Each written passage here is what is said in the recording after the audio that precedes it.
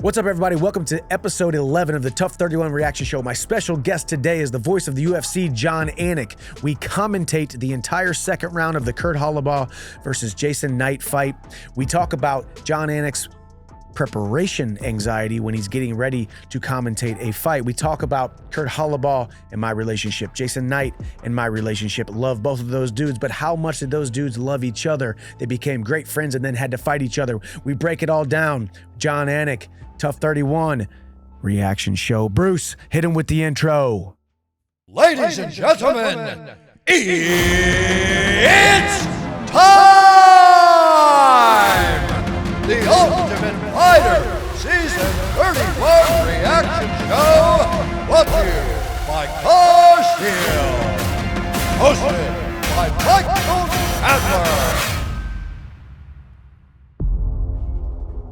Ladies and gentlemen, welcome to another episode of the TUF 31 Reaction Show. This is episode 11, hosted by yours truly, Michael Chandler, and brought to you by CarShield. Thank you so much for tuning in every single week. Y'all's support has been absolutely awesome.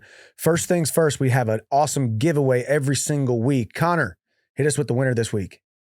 This week, we've got Nick Atkinson from Colorado. Nick Atkinson from Colorado. Congratulations. What has Nick won plus the other 10 people? The other 10 people have won our As a Man Thinketh. Our giveaway is a signed copy of As a Man Thinketh, my favorite book of all time. And what's a book without a bookmark? A signed, upside down, Panini card right here in your book. And those will go out after the final episode airs. Now, let's get into episode 11, an absolute banger. I can't wait to break it down because today I have a special guest. You guys know I have tried my hardest to bring you guys the best guest that I possibly could, but I don't think I could have found a better guest than I have with me today. An absolutely mixed martial arts encyclopedia, a good friend of mine, a master at his craft, and the voice of the UFC, Mr. Jon Anik. My man. Thank you for coming in, dude. My absolute pleasure to be here with you in Nashville, Tennessee, USA.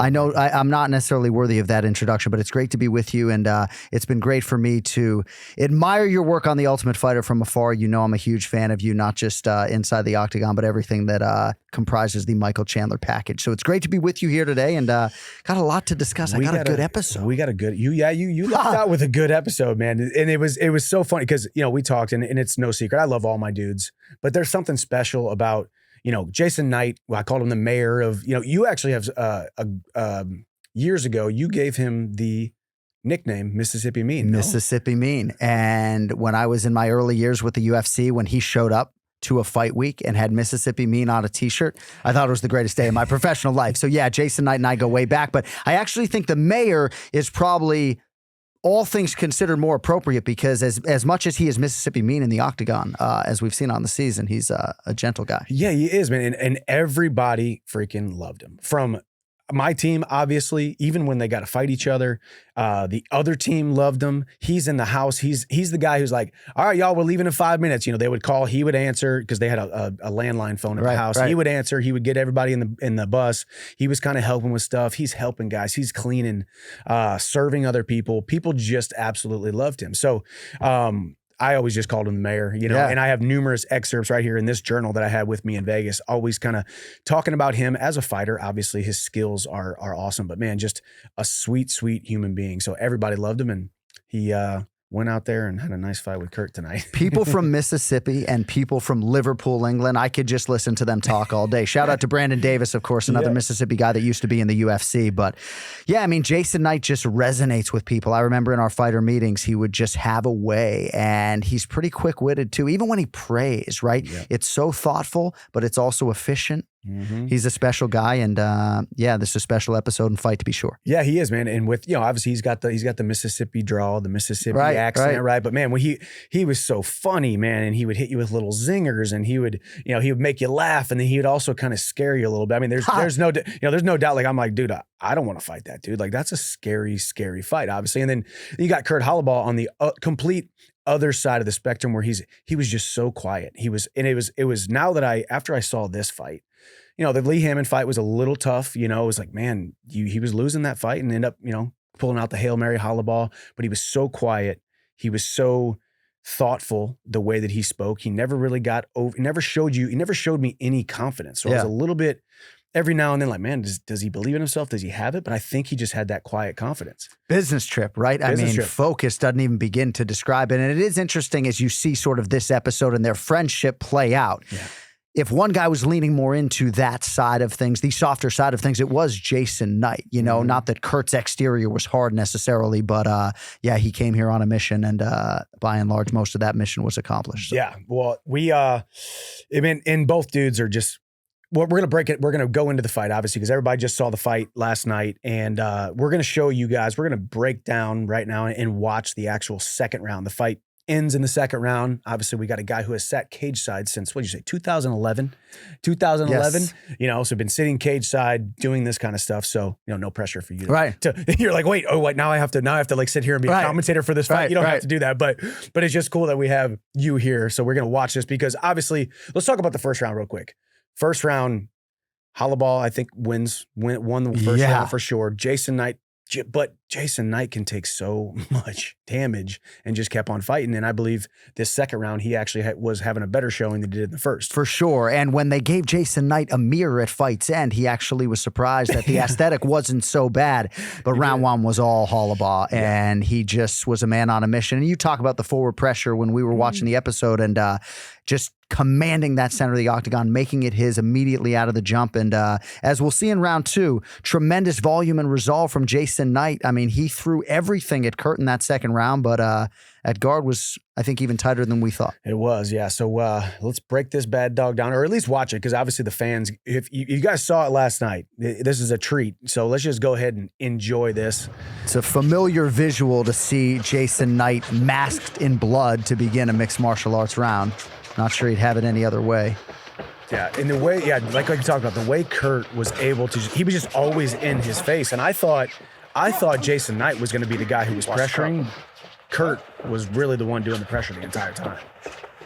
And so much was made of the UFC Apex fight during the pandemic, but this visually was a crazy watch for me because not only is there no crowd, but you didn't coach. Yeah, so we had no coaching either. So I'm over in the corner, I had this Sharpie and I was about to break it in half because I was just like every single time cringing because everybody, and actually Connor asked before, he's like, hey, is this going to be one of those quiet fights? I'm like, yeah, it's quiet, but you're going to hear hundreds of strikes. I like how Robert Drysdale softly says to Kurt after round one, I think you won that one. I know. I was like, I don't know if we're supposed to say that. I want to give him a competitive advantage, but it was very, I think, obvious. Dude, I love Jason Knight. How many times? He made me giggle like 3 times watching this fight because he was like, when he slipped, he's like, oh, that was a slip. Right. And even the first round, I think he kind of poked him in the eyes like, you all right? And they took a second. The respect these two dudes have for each other. Jason, I think the one thing too, I mean, Jason was throwing a lot of kicks too that I didn't really expect him to do. I thought he was just going to kind of sling 1s and 2s, but he probably was honestly using that as a distance mechanism too to keep Kurt away from him because Kurt was in his grill the entire time. Knight caught him there on the way out, but yeah, I guess Hollowbaugh is doing even more than I thought early round 2 upon first watch. Mm-hmm. But you'll see Jason Knight really goes for broke here. He does. I think, it's a little bit later. He hits him like a 4-punch combo. Kurt did, now that you go back and watch, obviously, with the way this fight ends, but he did hit him with 4 or 5 solid body shots. And you talked about that bodily investment out of Hollowbaugh. Mm-hmm. It was there all night. Yeah. But just look at the pressure, man.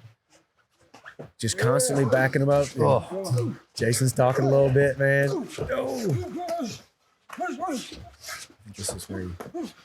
So right now, though, under 3 minutes round 2, Jason Knight still very much in this fight, very offensive. And can finish the fight at any time. Yep. That's what he's always been able to do. Bloodied up or not, he is going to be in your face. Look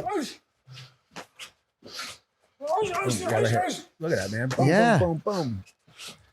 It that just 1-2, yeah, that Hollowbaugh kept landing. That one, gosh. And Hollowbaugh's shots were just much more consequential when they would land. Oh, here's that finishing sequence. Oh, jeez, man. This body shot right here. Boom. Oh, gosh, dude. Save something for the finale, Kurt. Yeah, exactly. God. Now that's, man, anybody would have went down to that. You know, Mike Tyson, Francis Ngannou, Tyson Fury goes down with that freaking body shot. If you hit somebody with a 4-ounce glove, the way Kurt just hit him with the 6-punch combo and then bent down to his left, turned himself into a spring and put one on the liver, man. Gosh. I mean, I'll never forget. I mean, you've seen thousands of fights, right? I mean, I've seen, cage side, not as many as you, obviously, but there's those fights where you're like, oh man, I'm not going to forget that one. The sound, the leather bouncing off the skull. But this one, where I was so emotionally invested, couldn't really say much ever. I couldn't, because whenever you're watching somebody, you can usually like let out a little bit of tension by just screaming or saying something. I just didn't want to make any noise. So this one was just so, I felt like I held everything in for so long during that entire, whatever it was, 12 minutes. Yeah. And it was just from bell to bell, bludgeoning of each other. Well, The Ultimate Fighter, the reality show at its core is this hugely unique set of mixed martial arts circumstances to begin with. So then when you add in the teammate versus teammate and you can't coach and so many different factors for these guys, then the friendship as a part of it. But I will say much was made during the global pandemic, and rightfully so, of the way strikes sounded when they hit. And for a lot of mixed martial arts fans, and even ones who are developing fans, that's something that is hard to get used to live. Yeah. The flesh on flesh sound. That fight ending sequence, like even for me, bro, I'm like backing up. Those audios at the end of that fight were absolutely insane in that environment. That's insane. Well, especially too, when you kind of, in one of those scenarios where, Jason is definitely, Kurt's definitely getting the better of Jason, and you've seen it. We've seen it 1,000 times in MMA where a guy's just like, okay, I'm with it. I'm not hurt, but I'm in a bad spot. I can't really move left, can't really move right, can't go forward because you're right in front of me. And Kurt was able to throw 20 punches right there, and then obviously the one from the liver put him down. But yeah, I'm with you. I bet there's so many mixed martial arts fans out there who love the sport.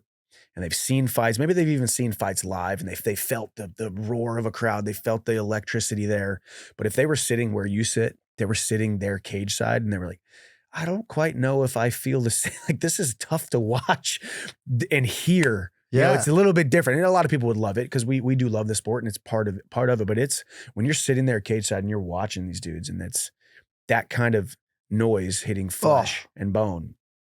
And this one for me, obviously being in the apex, the emotion I had towards both dudes, didn't want either of them to lose, and I knew someone had to lose. Yeah, was extremely proud and happy for Kurt, but then equally as devastated for the mayor, Mississippi Mean. I can't relate to the physical and mental toughness that all of you guys, or most of you guys, I should say, possess, right? Especially when I watch a fight like that. Like, if you're like Caucasian American male, like, what species am I, right? We can't both be human beings because I can't relate to that toughness. But I commend you, man, because the emotional investment is so clear. And there was a scene on this episode of you and Kurt next to the treadmill. He might as well be your goddamn brother, man, and it's just very powerful. And I really resonate with the way you lead these guys. But I do wonder if your emotional investment is such that when you're watching a fight like that, do you even recognize what's going on, that's the best fight of the season, that's going to get Dane and Craig Pelagian and everybody going? Probably not. You're sort of emotionally so invested that you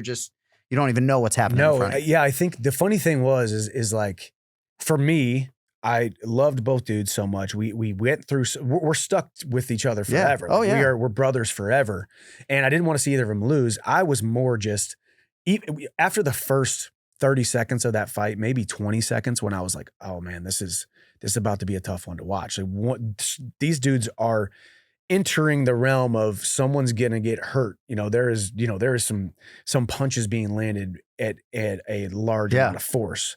So I was more just squeezing that Sharpie I had in my hand, right, and just trying to not burst at the seams, and hoping that the fight can end without someone getting put in an ambulance. And I think, obviously Jason Knight did, as we saw in the episode last night, but I don't think he was completely fine. I actually saw him. I was leaving the Apex probably around midnight, and he just got dropped off by one of the producers or an Uber or something. And he was the only guy I saw that night because everyone else had to go do their exit interviews. They didn't get their phones back till like 3 a.m, but I actually saw him cross pass in the parking lot. I was like, yeah, man, they scammed my cat. Scammed my cat. Yeah. My orbital's not broken. Nose ain't broken, if you can believe it. So it was, He was worse, looked worse for the wear, but was fine. Those guys were destined to fight, and it happened, and it couldn't have played out any better. And their lives are forever linked, even though they kind of already were. If you didn't see the whole episode, they were going to fight when they were 7-0 and 4-0 respectively as pros. And as soon as Jason Knight said to his family, right, I think it was his brother, maybe, I don't know, guess who I'm fighting in the semifinals? He knew it was Kurt right away. I know. Well, yeah, I actually have that in my notes too because. You know, on the same token, on the other side, the Zoom call, Kurt Hollabaugh with his wife was equally pumped that he was fighting Jason Knight. There was kind of this, you know, finally they get to fight. You know, I'm excited for him to fight, you know, because I guess for them, they know who the other guy is. Whereas the other, I guess you would say 14 guys on the show, none of them really knew each other, but Kurt and Kurt's family knew exactly who Jason was. Jason and his family knew exactly who Kurt was. Yeah. And they were genuinely giddy about those two fighting each other. You know, do we have that clip of those guys talking? Yeah, because you said whenever Kurt was 7-0, Jason was 4-0, or vice versa, one of the two.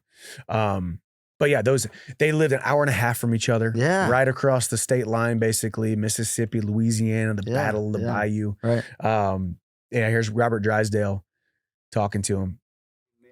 And we're gonna still be friends afterwards. You know what would have been easier too is if you didn't know maybe it would have been easier. You don't know who you're fighting till the day of. That would have been interesting. You didn't know who you were fighting. Think about it.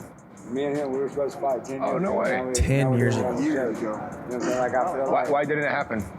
I feel like it was part of God's plan. Yeah, I think he got to a car wreck or something. Yeah. You did? Yeah. And it was like week of the fight or something? It was a couple.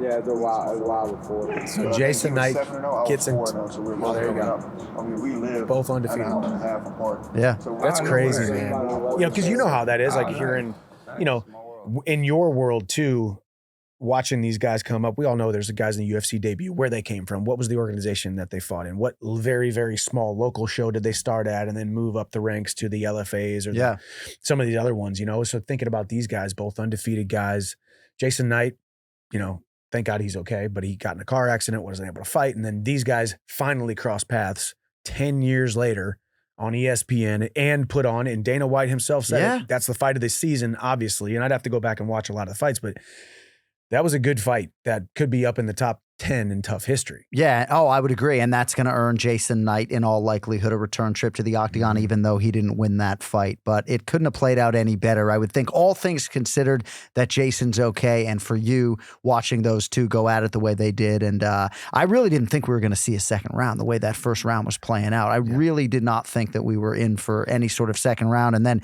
to see Knight rally, I probably shouldn't be surprised. But certainly as a guy who called a lot of his early UFC fights and gave him a nickname and then had him leave the promotion, it's nice to see him getting this shine because, you know, as much as I've said you as a coach, nobody is better served to take advantage of this Ultimate Fighter shine than you. I thought Jason Knight really capitalized. Yeah, and that's what I told these guys too. And obviously I think if Jason Knight wasn't the mayor and Jason Knight didn't have such a great reputation, and he wasn't so sweet to everybody, and the UFC, you know, knew like, hey, if this guy has it at all, he's going to get back to the UFC. Right.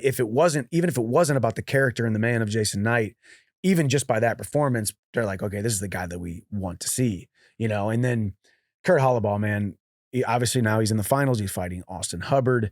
And to me, I actually think it's actually awesome that they used it. I said that, I was like, man, I feel like Kurt was playing possum the entire time, you know? Because the man, and you talked about the treadmill scene, but there was also a scene after the fight too, where I was just like, dude, that man that stepped in the cage and just put on this performance, this masterful performance, can go out there in the UFC and win some fights, and not just win some fights. If he fights like that, he can beat a lot of guys in the UFC in that top 25 range, work his way into the top 20. He's that good. He lives life right, loves his family.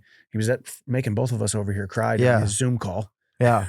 Well, no, that was you guys in the bathroom towards the end of the episode. And sometimes all it takes, even for a veteran like that you would think he's UFC tested, he's hardened at this stage of his career. Sometimes all it can take is a good leader like Michael Chandler just letting you know, like, dude, you can effing do this. Yeah. But yes, we were crying. And I will say, as somebody who's away a lot, I'm not away for chunks at a time. Like, we have UFC 293 coming up in September. So I'll be away for like 16 days, right? Because I'll go there and then I'll do Shevchenko Grasso on the back end. Yeah. But I can't necessarily relate. It's more for me about the stop and go. But when I see Kurt with his family and his son has grappled for the first time without dad in town, and he breaks down in tears because he can't even relay that information because he misses his dad. Yeah, fucking waterworks over here. I'm gonna cry all day. I know, right? And then his wife too, because obviously the son missing his dad, and these are the kind of things that he knew he signed up for, right? But it's still these things that hit you in different moments. And then even hearing his wife and the way that and I actually had the pleasure of meeting or seeing Kurt, his wife, his children at International Fight Week a couple weeks ago in Vegas. Wow. And I was able to see them.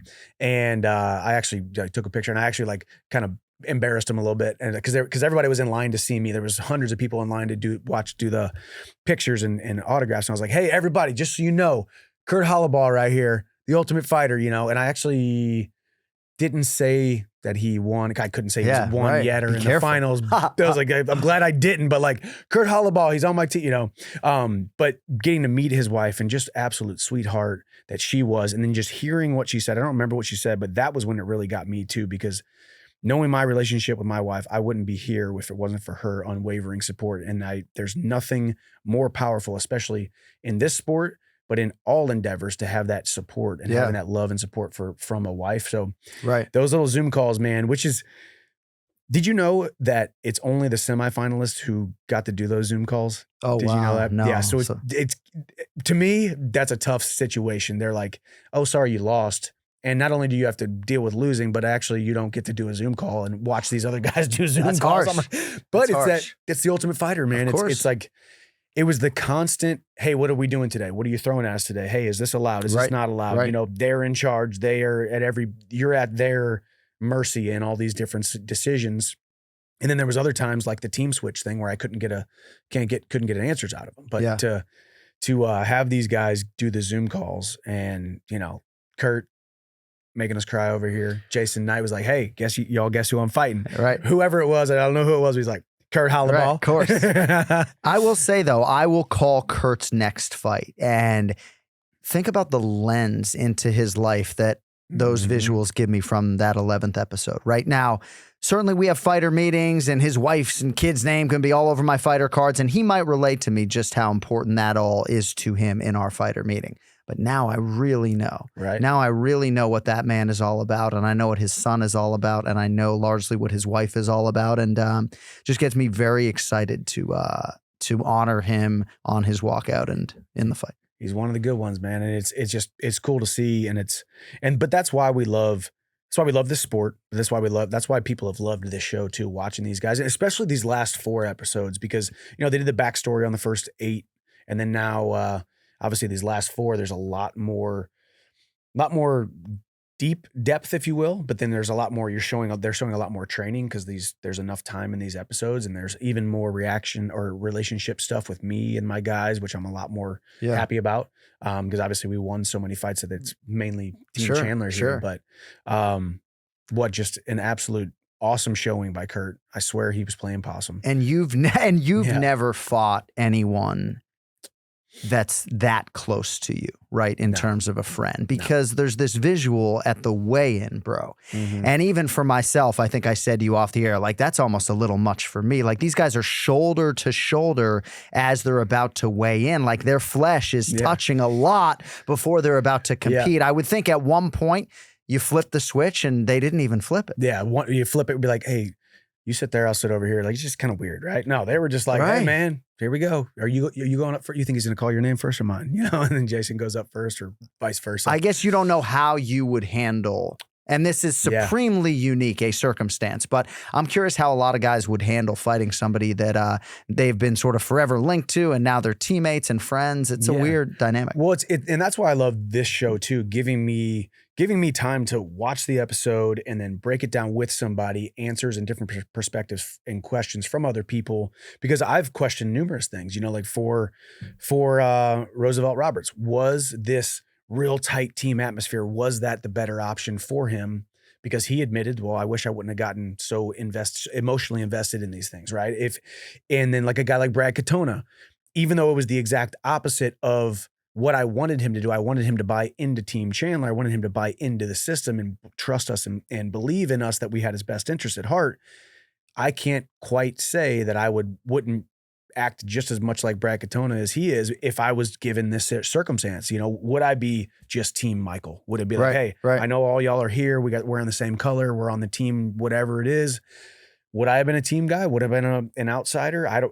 You don't quite know unless you actually have gone through the show. Right. You know? Yeah. Well, I think to a man, they're all better for having rubbed shoulders with you. And not every coach embraces this, you know? Not every coach wants to naturally lead. We've had a lot of elite fighters on The Ultimate Fighter that have tried to impart wisdom, and to whatever degree, they're either preaching to closed minds or they're not totally embracive of the experience, whatever it may be. But it's been a joy to watch, man. It really is. And you talk about being bonded with these guys for life. Like, a lot of my questions thrown back at you are like, all right, now, I mean, that finale is going to be a real challenge for you. You know, yeah, but the finale is. You wanted it. Yeah, the finale is going to be a challenge. You know, obviously, what can we say? Oh yeah, so obviously we know Kurt versus Austin. You know, I'm trying to be careful here. Like, I know, me too. This fight between Jason Knight and Kurt Hollabaugh already happened, and I'm like afraid I'm going to spoil something. Yeah. Like, the fight already happened. We know Kurt won. I know, but I'm thinking, okay, so the only one we don't know of right now is, you know, Rico and Cody, how that fight goes down, obviously. So we're going to talk more about that. We're going to talk more about the finale. We need to take a little break from a word from our sponsor. Now's a good time to thank our show sponsor, CarShield. We're all about who's the greatest here, and CarShield really goes to the mat for vehicle owners. They're the #1 most trusted auto service protection company in America, and they're here to help protect you from surprise car repair costs.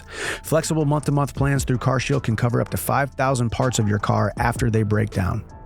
When you're covered through CarShield, you'll always have someone in your corner at the repair shop. Visit carshield.com and check it out now. Now, back to the show.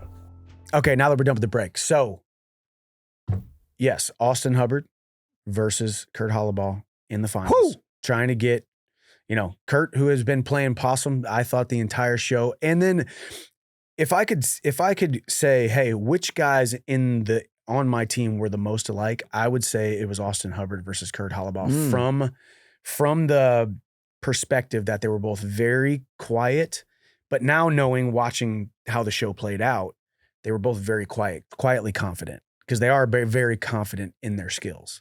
So it was, so it's interesting that those guys are going to fight in the finals. Well, I'm both confident in their skills because they're both UFC level. Like, Austin Hubbard is legit. Kurt, of course, we've centered on him throughout the episode, but Austin Hubbard dealt with a lot of circumstances throughout his UFC career the first time around. Obviously, that leg compartmental thing that he dealt with, like, don't Google the damn pictures, right? But these guys really do deserve to be here. So I think it is fitting that these are the two last men standing. I'm curious how it played out relative to your expectations in this division going in. Yeah, you know, honestly, I didn't have much of a feeling. You know, I think because you go back to the age-old question. I'd actually like to go back to that, but I would like to pose the question to you. If I said, whose idea was this veterans versus prospects thing? What a stupid idea. Of course the veterans are going to win. Do you agree with the people that say, of course the veterans were going to win? Or what would be your perspective on that? Because I hear that a lot, but I have a perspective that I think hopefully flips people on their head a little bit on the way they're thinking about it. Well, I found it interesting when I would ask guys like Eddie Alvarez, would you rather coach the veterans or the prospects? You know, how a lot of those guys would want to teach the green fighters with the open minds as opposed to the guys who have actually been there and done that. I was surprised to see how critical some were of veterans versus contenders, but when I saw the roster, I was very excited about a lot of the guys working their way back into the show. Yeah. So. Yeah. And the way that I saw it too, because I'll give you, I mean, I had a lot of apprehensions. You know, obviously I had the veterans and I'm like, okay, well, this guy's, Cody Gibson's a school teacher and, you know, Kurt Hollabaugh could be just fine the rest of his life doing his BJJ schools and making money that way. And Austin Hubbard had a job with his father-in-law's water restoration company or whatever it was. And these other guys had other jobs, kind of, I don't want to say part-time fighters, but guys who had kind of seemingly, if you looked at it on paper and say, hey, do you want this guy who's got this smaller record, hasn't been to the big show, but he's got one goal and that's to go to the UFC and be a champion someday, or this guy who got cut from the UFC, now he's a school teacher, what would you want to choose? My knee-jerk reaction is, well, I'll take this guy who's quote unquote still got the dream alive, you know? So, but then I was completely, all of those apprehensions were completely gone by the wayside once I started really getting in. And like Cody Gibson is an absolute savage. Dude. Like Kurt Hollabaugh, yeah, he might be a BJJ coach at his gyms, but obviously you see how he is. Right. Like Austin Hubbard, yeah, he's got his part-time job with his father-in-law, but these dudes still were hungry and they had that chip on their shoulder. So at the beginning, I was like, okay, veterans, this could be tough. We might just get mollywopped because these guys don't quite, quote unquote, believe it anymore. And that's when I really realized this was going to be more of a heart quest and a mind quest than it was an X's and O's quest. Yeah. That's fascinating to hear. I probably called 300 UFC live events, thousands of fights. And there are some fighters that we would classify as the happy to be here's. Mm-hmm. And checking that box to get to the UFC for a lot of fighters is the final goal. And even if you're not in the goal setting business, I do think for a lot of mixed martial arts athletes, right? You happen to be one of the highest profile guys to cross in, but a lot of fighters want to check that UFC box before they go into retirement. It's not even necessarily about a world title, but when I see like Mississippi Mean, right? And Roosevelt Roberts and Cody Gibson, right? I mean, look at his UFC history, the Aljamain Sterling fight and everything else, right? Like, it just struck me as a particularly hungry group on paper. And that's not even peeling back the individuals. Yeah. So, well, that was cool to be able to, because obviously they had the foundation, and then we had, and I did have, you talked to, you called it out too. Jason Strout, what an amazing life he is living right now. And, what a guy. The brand he is building. And needs a haircut. Great guy. Long hair. But but that makes him. And just I believe my coaching staff, Ryan Bader, who won a season of The Ultimate Fighter, Robert Drysdale, who coaches champions, legend, Bob Cook, who has coached numerous UFC champions. I brought in a group of guys that had the X's and O's on point, but they're all awesome human beings too. So I think we just created this really cool thing to be able to make these guys believe in themselves. If they could just get them to believe in themselves a little bit more and look in the mirror and say, you know what, I do deserve to not just be here, but I deserve to get to the big show. I deserve to win my next fight. I deserve to put on a great show. And that's, man, you lead with love. Very few things you will be thwarted in very few ways if you lead with love with these guys. Probably a good way to segue back to a clip that I requested Colin chase for us in the bathroom, because when I think about calling Kurt's next fight, I think about this scene, right? And I think about trying to find a way on broadcast to articulate this type of interaction, because some of your preconceived thoughts about this show, right? Oh, Kurt, I mean, dude, how do you crack into this guy? Like, he's been there, he's done that several times over, and yet sometimes it's just the right voice at the right time. Yeah. This little clip here, I'm so glad they showed it, because there was numerous clips back there in that bathroom that I was just like, man, like that was our little locker room bathroom where we're everywhere, where you're able to get away from the noise, and I would just go back there and have my moment with my guys. Whether it was Hunter, or the guy, the only guy who lost, he had all this pressure on him. Yeah, he's the eighth fight, amazing man, and he loses, and we had this moment where we both cried together back there. And there's just that bathroom, I'll never forget. I know exactly what it looked like, and it was a cool moment. So let's play that clip real quick of me and Kurt.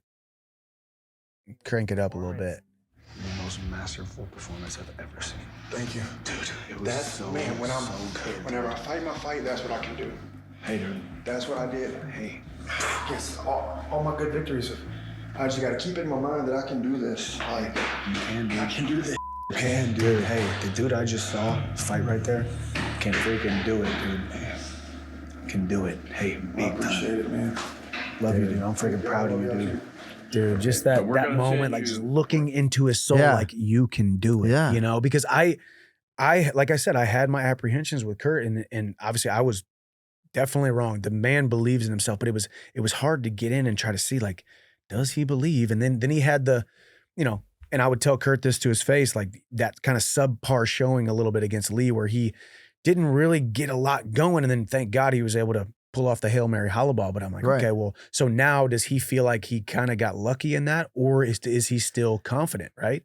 Well, even in that moment, it's sort of not that he's leaning into the negativity, but it seems like his inner monologue is like, well, yeah, that was great, but why can't I do that all the time? I'd still be in the UFC, right? And it's sort of trying to, and I try to do this in my professional life, like leaning into the positive, like, crack a smile, bro, right? Someone had to win the rivalry, or, the friend match between you and Jason. You won it and you did it by TKO. Maybe crack a grin. Yeah, I actually didn't pick up on that. Yeah, it was kind of if I just fought my fight, it was kind of going back to the, but I don't always do that, or these other things where, man, masterful is I think the right word to use there. It was absolutely masterful. The way he walked him down, the way he took the brawler Jason Knight kind of out of his element because Kurt kept so much pressure on him, and then just the speed and the accuracy and the power, man. I held mitts for him. I play sparred with him. I watched mitts. I heard the cracks. The dude has power, and the dude now his third time in the UFC, I think is going to go make some noise. Yeah. So but those moments, man, I'll never forget them, you know? The first time Jason Knight was on Kurt's radar, he was 4-0. Right now, he's like 20-7. So he fought like a guy who knew how to fight that particular physical challenge, and maybe he didn't even need coaches. But a really cool episode and moment for him. And when you think about his family aging and growing together and then going back and watching that, and you and I have talked off the air about all these cool things for you and Hap and your new boy, but for them, right, for his boy who could go on to become a monster, looks like he might even have more natural size than Kurt, by the way. It's going to be really cool for them to watch that episode. Oh, yeah, back. for sure, man. Watch that. And then, you know, and Kurt's, that was the one good thing about Kurt, too, for sure, is his work is being in the gym. I think that's one good thing. You know, he is a mixed martial artist, owning his own schools in Louisiana. So being surrounded by it, getting his boys and his kids in it. Yeah, man, still going back to that Zoom call. It was a good one. So yeah, it was a good one. But man, it worked out. And like we said too, Jason Knight, it better be getting a call. He'll get a call. Better be getting that call. I don't wield any power when it comes to the matchmaking, but I feel pretty convicted in saying that Jason Knight's going to get a call. And, you know, I didn't cry for probably 10 years of my life, and then I had kids, and now I just cry anytime I see any type of child-parent interaction. For a while, it used to just be the father-daughter stuff. Now it's like I can't even watch movies on airplanes because I just start crying. But when we saw Jason Knight with his family, and you see in that moment, right? Like for me as a broadcaster, you know how loved he is, but even like you see how much his stepdaughter loves and appreciates that man just in that little visual. But I said to you, how's Jason Knight not crying? And then they show Kurt. Yeah, Kurt's crying. I get it, Kurt. Yeah, I know, man. It's and that was a cool thing, man. They're just, and I just always keep going back to these are my guys for life, man. They're just the relationships. It was just such a cool just a cool thing to be stuck with these guys. You know, I say stuck because there was so many things that were out of, especially their control. I mean, and going back to the family thing, and you were kind of asking, hey, how long were these guys away from their family? When was the last time they had contact with them? And they had no phones, no outside communications. I felt kind of a little bit guilty. I always had my phone with me, right? Sure. I had my phone with me at practice, and was able to talk to my family numerous times a day if I wanted to, and they were not able to do any of that stuff. I can't imagine when that Zoom call goes, when it finally like pops up and you're just like, oh God, I finally get to see him, you know? Where is your family the days leading up to your fights? Where are your kids and your wife like the night before you compete? Is that a fair question on the air? That's a great question. Yeah. The night before, so Hap has only been to one fight. Hap went to the Tony Ferguson fight. Yep. But Hap has not been on a fight week for years. Right. I think the last time he went was like Chicago years ago, before I was in the UFC. Right. But Bree, I don't see her a ton before fights. Yeah. You know, it's kind of hit or miss. I actually was talking to somebody about this last night. Hey, what's your pre-fight or your couple days leading up to the routine? And I feel like depending on where I'm at in the weight cut, depending on how the camp was, depending on who the opponent is, depending on just my mentality, what's going through my mind, how much time, and Bree, my wife Bree knows, like, hey, if I'm just like, hey, why don't you just go, do your thing? Like, she knows I love her like crazy, but maybe I just don't want to be around her right now. Maybe I want to be, I want to be here. I want to be here with Randall. I want to be here with DeMarquez. I want to be here with Henry. I want to be here with just my guys. Like, for some reason, it feels right to just be with my guys. And then sometimes I'm like, hey guys, yeah, why don't you all grab dinner? I'll catch up with you later. And me and Bree just like sit and lay on bed and watch, TV for a few minutes and spend a ton of time with her. You know, so it's kind of hit or miss, and I don't know why or when or why I feel a different way. It's so fascinating for me to watch from afar. A guy like Beneil Dariush will have his daughter sleeping in the hotel room the night of a big fight against Charles Oliveira, and I have a hard time wrapping my head around that. I'm not a professional athlete, right? I'm not a fighter, but as you guys try to hit your most primal state, I just feel like some separation maybe would be good. I had all my kids, including my 5-year-old son, come to the Jacksonville show recently. Nice. And even for me, right, I'm not fighting, but I am performing. And there's a lot that goes into this, right? Like, I'm going to leave you and I'm going to go prep, right? I had my entire family at a different hotel, right? There's next to no communication like before the fight. And I'm not fighting another man in an enclosed space, right? Yeah. So I find these family dynamics to be particularly interesting, especially how high-level fighters handle it during fight week because, my kids would be nowhere to be found. Well, but even thinking about that, you think about, me and Beneil Dariush kind of very close to each other in the rankings, both big fights or whatever, but two completely opposite. I cannot imagine sleeping, in the same room as my wife and son. I mean, it's like, no, it's, it's, No I way. can't imagine it, but it doesn't mean my way is right and his way is wrong. Of course. And he's realized a lot of success with the Yeah. kids sleeping in the room. I'm just saying. Yeah, no, exactly. And it's kind of one of those things where it's similar to the weight cut to me. I don't understand why guys can't just wait that one more day after a weigh-in. There's definitely guys who are like, okay, screw it, man. I'm going to eat pizza now. And I'm going to eat. And I'm just like, hey, dude, you got 24 more hours. Right. You just did it for 8 weeks, 10 weeks, whatever it may be. You have 24 hours left. Just wait that 24 hours, eat some good food before you actually go do what you have trained so hard to do. Right. For me, it's kind of the same thing where it's like, okay, well, I'll get to sleep next to my wife in 24 hours. Of course. Like tonight, like you said, it's a good perspective too, because you sit.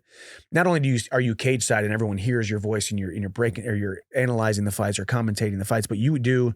For those of you that don't know, our fight week stuff always there's at least a 20-minute interview. You and DC, Megan O'Leary, you guys are asking us questions about the fight, and you get to hear all these different things about how a guy's feeling, what's his. Because you guys are doing essentially taking your notes and doing your research where you can say, hey, in the pre-fight meeting, Joe said blah, blah, blah, So you get to see and ask these guys so many different questions about how things went and how their camps are going and how the training was going, and it's like, for me, I'm just like, there's 24 hours left, just get the job done, go into that. It's okay to go into that primal mode, and get after it. Well, think about how much gasoline now I have when I sit down with Kurt for our fighter meeting, That's really right? cool. It's really cool. But yeah, the fighter meetings for me, like hand size is a huge tell in terms of like power, right? Some of these guys have tiny, tiny hands and some of these bantamweights have hands that are bigger than heavyweights. Like Montel Jackson wears a bigger glove than Francis Ngannou and he fights at 135 pounds, Goodness gracious. So, but like I remember seeing Leon put his hands on the table. I'm like, ooh, dude, you don't want to get hit with one of Leon's hands, But you'll see Charles Oliveira come through with the greatest entourage in mixed martial arts history. And those guys roll so deep and they all love each other so much that it makes me very envious for whatever bond it is that they all have. But it's really cool to see how different guys approach it. Some come in with their coaches, some come in, even the high profile fighters like Jan Blachowicz just comes in by himself. God love him, Yeah. But it's a really cool setting. And it's an inconvenient truth, I think, for a lot of fighters having to stare down the broadcasters the day that they're about to get into their weight cut. And the other thing too is that we are paid to be critical. Now, I am a play-by-play announcer. I'm not an analyst per se. I'm not a color commentator. That doesn't mean I don't editorialize at times. That doesn't mean I don't walk up to that line or provide some color analytically at times.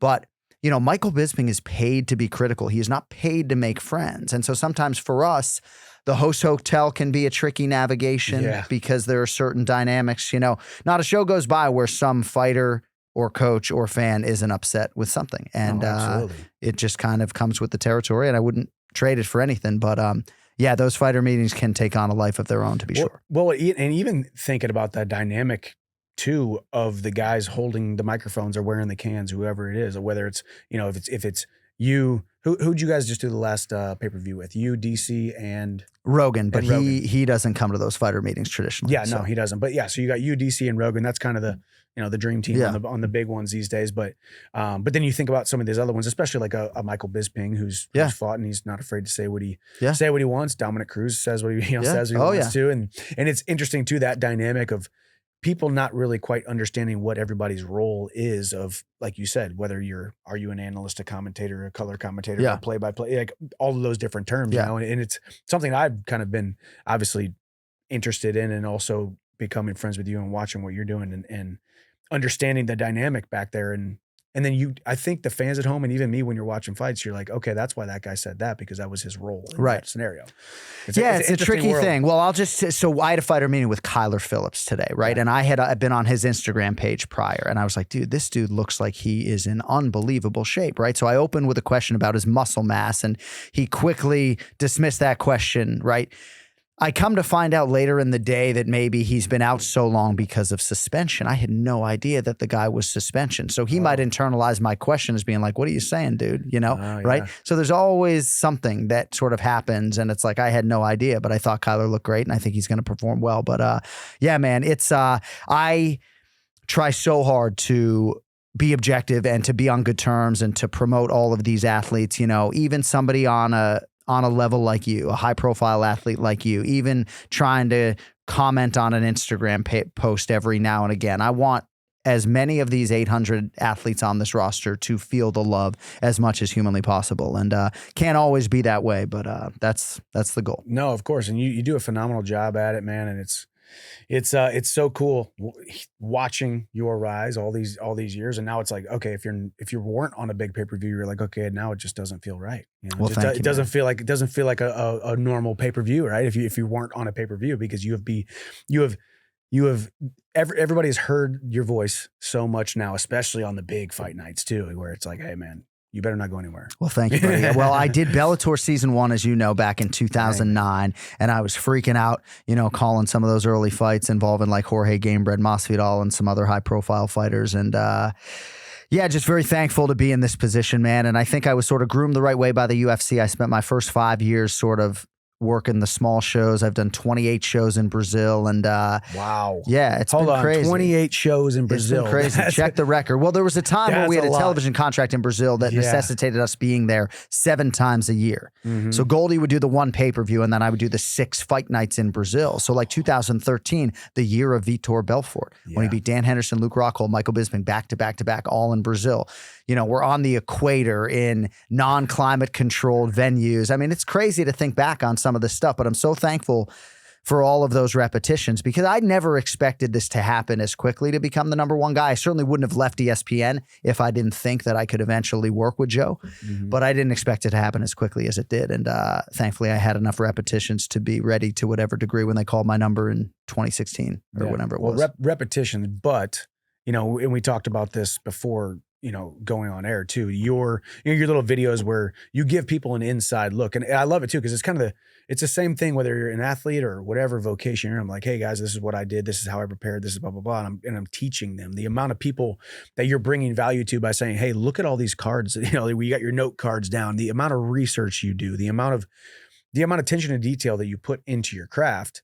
Yeah, you know, maybe it happened fast, and everybody will say, you know, hey, can't believe he did it that fast. But the amount of work that you put in, you know, and it's what it always goes back to. It's so true, man. It really is. And especially when we have children now, it's crazy. Like my daughter's going to be 12 on Saturday, and I'm missing her birthday. And which I guess is neither here nor there, but I say to her all the time, it's like, you have no idea what hard work is. I was like, you know what's sad, honey? And I mess with my kids. I'm like, hey, babe, you know what's sad? Like, you have no effing clue what hard work is, right? Because academically, like I got 2 daughters. One of them academically is very inclined. The other one's going to have to work really hard, right? Mm-hmm. And I'd almost rather be the hard worker, you know, than the one who maybe is a little bit gifted, right? Mm-hmm. So I appreciate you saying that. And yes, everything comes back to hard work. And even when I try to share some of my process with the masses, right, you got to tune out the noise, right? I'm not trying to prove to people how hard I work. Yeah. You know, there was a time I grabbed a microphone in Abu Dhabi and I was like, yeah, I know I work hard, but am I any good, right? Like everybody tells me, oh, you work hard, you prepare, but am I any good naturally as a broadcaster, or do I just effing work hard, right?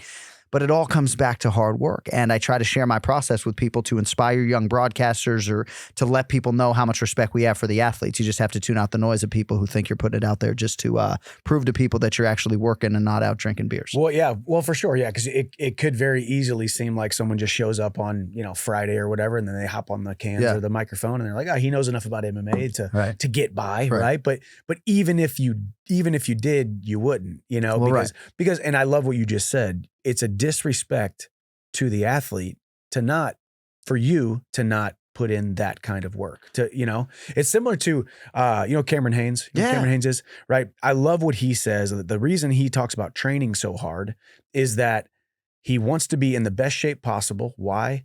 Because whenever he pulls that arrow back, it's disrespectful for him not to be in shape and in a good spot to be able to put that arrow where it needs to be to make a clean kill on an animal. Yeah. Kind of very similar. It is, in a nutshell, disrespectful to all of us for you to just kind of, if you did just kind of show up and do it 100%. And I love that you just said that, because that's amazing. Now, Cameron Haynes overtrains. but I love you, Cam. He overtrains. He'll love that. But what I always say to people is that if there was a power outage and this fight card got delayed 5 hours, I can make use of that time. There's always another interview I can read. There's always another video on one of the prelim fighters that I can find. And part of that is why I have so much preparation anxiety. I have no performance anxiety. When I'm going to call Michael Chandler versus Justin Gaethje, I'm staring into a camera. Yeah, there's a million people on the other side. I have no anxiety doing that. The anxiety is in the preparation because it's like it's never enough. Yeah. And, like on Saturdays, I'll wake up and maybe I'll be light on a couple guys. And so I close all those gaps. But dude, you cannot over prepare for these shows. Brian Stam was the guy who I learned from. You can never over prepare. And I do think that, what's going to kill me eventually is all the anxiety that comes with getting ready to be ready on 30 fighters every Saturday night. Yeah. I mean, most people will never kind of understand 30 fighters and all of their backgrounds and their record and the way they won, the way that they lost, their history, the things that they said. You talking about watching interviews on people, watching what they've said, watching where their mentality was 2 years from now, and then they made a transition, they switched camps. You got to know all these different things. And I think that's, I did it once, and it was in hearing your videos, and you gave me a little bit of tidbits of advice, which was very awesome. But I felt like that, where I was like, this is a lot of work to do a lot of preparation. And I love that you said you can't really over prepare. There's always a moment where you're like, well, I could do more. Of course. I could have started 2 days earlier, I'm sure, And I'm in a back-to-back right now, so coming off a pay-per-view, so the preparation is a little bit crunched. And then, of course, your guy Michael Chandler calls, you got to make the damn time, I know. But it is, it's a labor of love, and I do try to have moments of gratitude. Like I go to the Palm Beach County Public Library during pay-per-view weeks on Monday or Tuesday, and I'm watching mixed martial arts and being paid to watch this film. So yeah, even though my process is arduous and maybe a little bit antiquated at this stage, handwriting all my own notes, at the end of the day, I'm still being paid to watch sports and watch mixed martial arts. And the goal for me was to be paid to watch football or basketball, but the goal was always to be paid to watch and talk about sports. And I'm doing it. So you just got to earn it every show. You are doing it. Yeah, the rent is due every single day, but you are doing it. You are crushing it.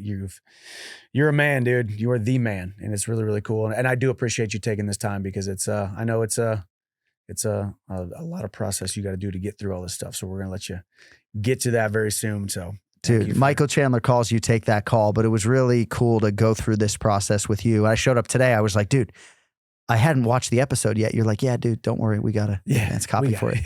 Neither have I. But no, I mean, I commend you for everything that you've done. And, I know you've created like lifelong relationships with these guys. And I could fire a million questions your way and just be like, dude, so what's your relationship going to be like with this guy? Like, so is this guy going to come to Nashville now? It's really exciting. But, I just felt like it was a perfect fit. And obviously 7-1 speaks for itself. 7-1 speaks for itself. It was a perfect fit. And this episode was a perfect fit for you, because it was the best fight of the season so far. So I'm glad you. How did Jason Knight not break a bone in his face? Yeah, I don't know. Don't quote me on that. He might have.